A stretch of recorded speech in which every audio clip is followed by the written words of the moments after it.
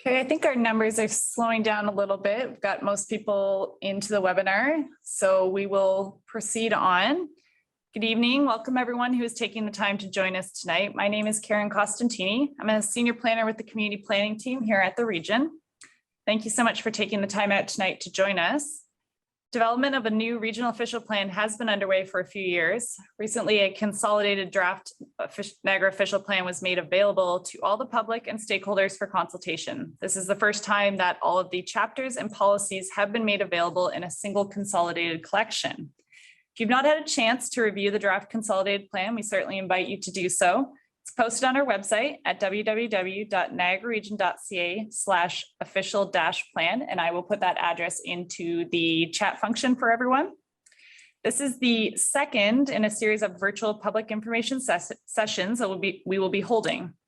Previously, we have held a session on January 26th that had a focus on settlement area boundary review. Information, including the recording, presentation, and responses to questions, will be available on our official plan website soon from that webinar. Similarly, tonight's session is being recorded. It will also be posted along with the presentation to our official plan website in the near future. Tonight, our webinar is focused on the natural environment system for the new official plan. And I'd now like to introduce some of the staff that'll be joining us tonight. Remotely joining us is Sean Norman, senior planner on the community planning team. Eric Och across from me, who is manager of the community planning team. Dave Hayworth, who's across and down the table from me, whose job it is to prepare the official plan for adoption by council. And we also have several staff who are joining us remotely and will be available to answer questions during the Q&A part of the program tonight. So tonight we're actually going to start with a presentation by Sean, followed by a question and answer session where we'll open it up for attendees to ask questions. You are able to submit your questions using the Q&A function at the bottom of your screen. We're going to do our best to address as many of the questions as we can this evening. If we don't get to your question live, all of the unanswered questions will be answered in writing and we will post them on our website in the near future. So don't worry if we do not get to your question tonight, we will be responding. Finally, today's session is being conducted via Zoom, which is a third-party video conferencing platform. If you have questions about using the software, we'll do our best to answer them. However, we cannot troubleshoot individual technical problems. If you're having challenges, please contact us following this meeting so that we may respond to your questions or comments that you have. At this point, I'm now going to pass it over to Sean and he will begin the presentation for tonight. Thanks, Karen.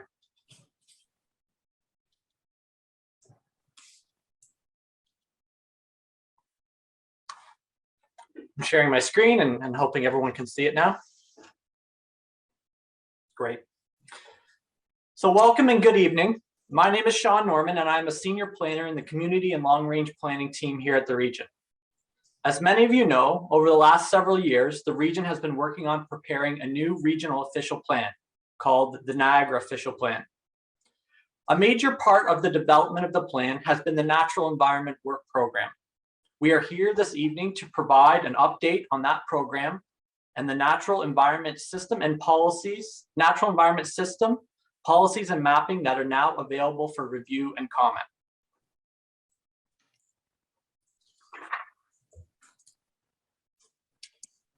Before we move into the discussion on the natural environment system, I want to provide a brief overview of what the official plan is. The Niagara Official Plan is a long-range land use planning document. It provides direction on how land will and will not be used in the region over the next 30 years. Official plans are an important tool in how growth will be managed. Municipalities like Niagara are required by the province to have and periodically update an official plan. There are a number of provincial policies and plans that need to be taken into consideration, including the provincial policy statement, growth plan, and greenbelt plan. The province is the approval authority for the regional official plan. The province will review our plan and ensure it is in conformance with the provincial policy. Local municipalities also have official plans.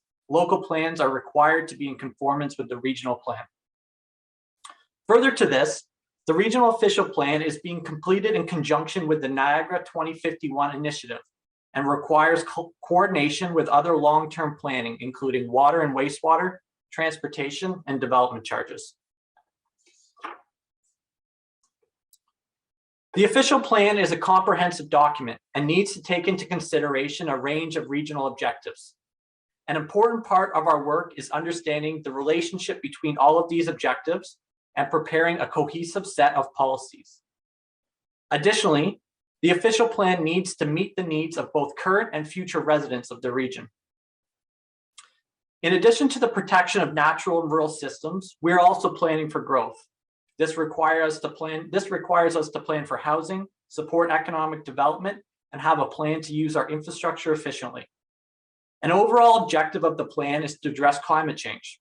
This is a common theme throughout the provincial policy and it covers across many sections of our plan. The policies of the plan need to balance all of these objectives and the interactions between them. Before I go into further detail on the natural environment systems themselves, I would like to briefly summarize why natural environment planning is such an important component of the new Niagara official plan. Firstly, natural environment planning supports the identification of areas for growth and development. For example, at a regional level, it helps us identify where growth areas should be. At a neighborhood level, it allows us to plan for how the human and natural environments will interact. And at a site-specific level, it allows us to identify what are the developable areas of individual properties. Secondly, there are a range of provincial standards that must be implemented by the region. With the implementation of our proposed system, we will be exceeding the provincial standards for environmental protection. The third bullet point on the slide refers to the important ecosystem level role that natural systems play in our daily lives. Agriculture, tourism, and other industries in Niagara rely on clean water and air for their prosperity. Natural environment planning supports the vitality of these industries by ensuring that there is a healthy natural environment for the long term. Fourthly, there is a known link between the natural environment and human health, both physical and mental. Natural environment planning ensures that the green spaces required for the well-being of Niagara residents will be available for generations to come.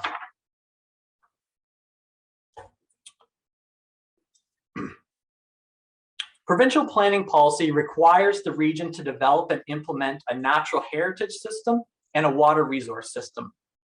A natural heritage system is a well-understood concept. There's a natural heritage system in the existing official plan, which is being updated. The water resource system, however, is a relatively new concept. A comprehensive water resource system is being implemented in Niagara for the first time. The development of the water resource system was informed by our watershed planning project in accordance with provincial direction. As we began to develop the natural heritage and water resource systems, it became clear that there were many overlapping components and features. It was determined that it would be more appropriate to consider them as a single integrated system. Together, they will be known as the region's natural environment system. We have received considerable support to date for this integrated approach. Our work program includes identifying and mapping the system and developing policies to protect and manage these important resources. Within provincial planning documents, the majority of the policies regarding the natural environment use words like must or shall. These are the things that the region has to include. They are identified as required components. There are several instances, however, where words like may or can are used. These are optional components of the system. To determine if these components should be included, several options were identified and evaluated. That was a major phase of the overall work program and included significant discussion and consultation.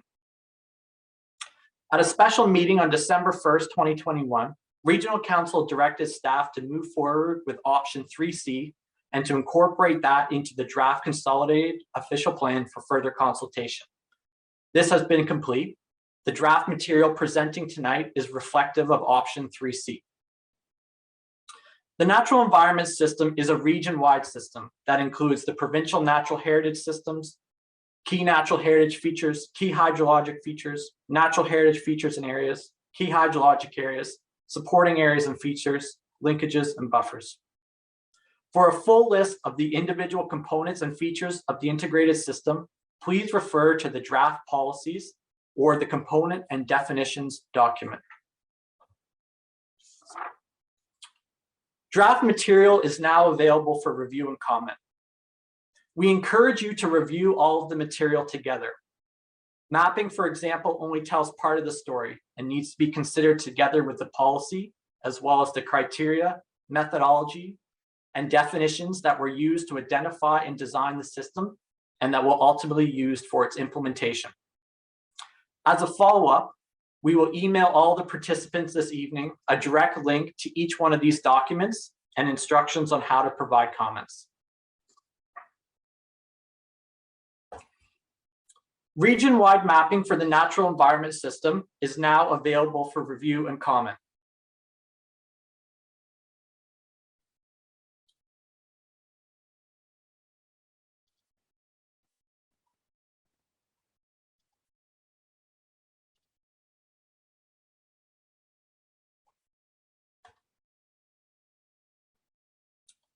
Apologies, I think I just lost my screen there for a second. I'll get right back to it. My apologies, everyone. I should have the screen should be back up appropriately now. Thank you. Region-wide mapping for the natural environment system is complete in draft form. The draft mapping has been made available on an online GIS application to support the review process. The link to the draft mapping is available on the landing page for the new official plan as shown on the screenshot on this slide. The online mapping tool is interactive. Individual layers and features can be turned on and off, and users can scroll and zoom in on different areas of the region. Comments on most natural features can be made directly into the online application, simply by clicking on the feature and then by clicking on "Click here to provide your comments."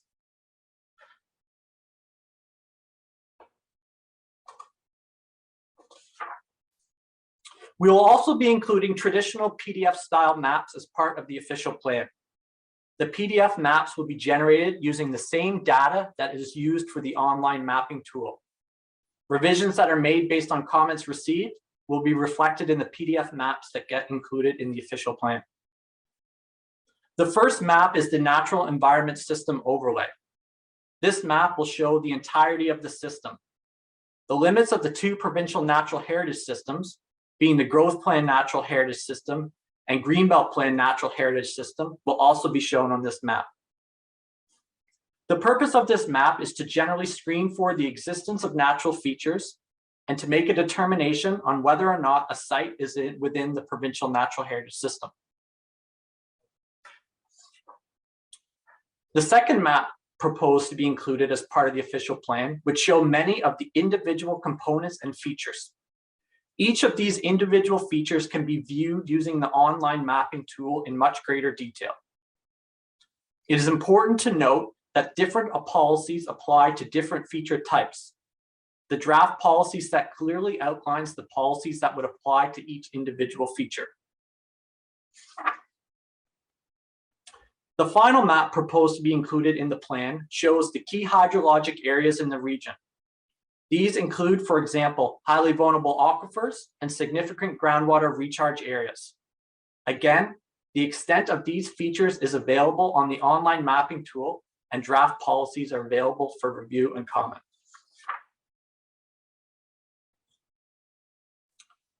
As introduced previously, the natural environment system policies are integrated, include both the natural heritage and water resource systems. What we typically term general policies of this section are organized based on the geography of the region. The policies are structured this way to reflect the fact that different policies and terminology apply inside of a provincial natural heritage system. The first step to implementing these policies is to understand what geographic area of the region you are in. The remainder of the policies in this section are either topic or feature specific and apply region-wide.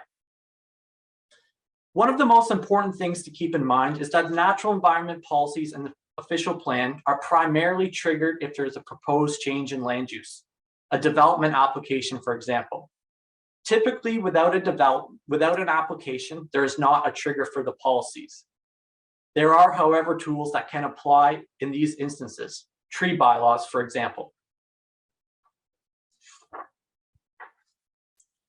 Much of the discussion today has been focused on the natural environment system itself. I want to be sure to bring it to everyone's attention that this is just one part of the Sustainable Region chapter.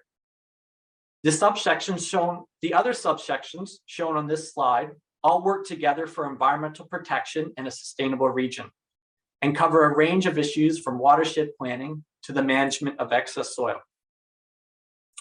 All of the policies listed on this slide are also available in draft form and are available for review and comment.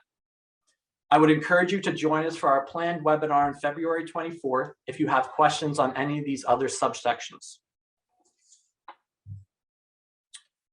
In addition to the policy and mapping, the third part of the system that must be considered are the natural environment system definitions and criteria. This is the document that describes exactly what each component of the natural environment system is, how it is defined, and the exact criteria that are used to identify it. In some cases, we rely on definitions and criteria that are provided to us by the province. And in other cases, we have developed the definition and criteria over the course of the work program based on Niagara specific conditions. This document is available for review and comment as well. And once finalized, the definition and criteria will be incorporated into the official plan. This slide summarizes the key takeaways from tonight's presentation. Draft materials are now available for review and comment. We are seeking to receive all comments by March 4th. Following that, we will be working to consider all of the comments and making any necessary revisions to the draft official plan, mapping schedules, and other supporting material.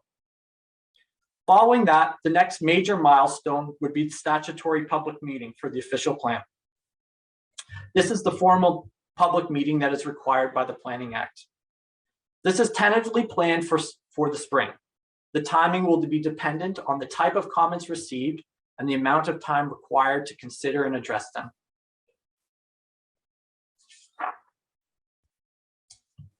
As Karen mentioned, for those interested in learning more about the entirety of the draft consolidated official plan, we invite you to join us at our next virtual Public Information Center on February 24th. The session will follow a similar format as this evening, with a presentation followed by an opportunity for questions and answers. Please also feel free to visit the website which is being maintained for the official plan, which contains a link to all of our reports, previous presentations, and all of the draft policies and schedules. If you have not already done so, you can also sign up for our newsletter and mailing list on the website. That is the best way to stay informed and keep up to date. Thank you for your time this evening. We will now open it up to questions and answers.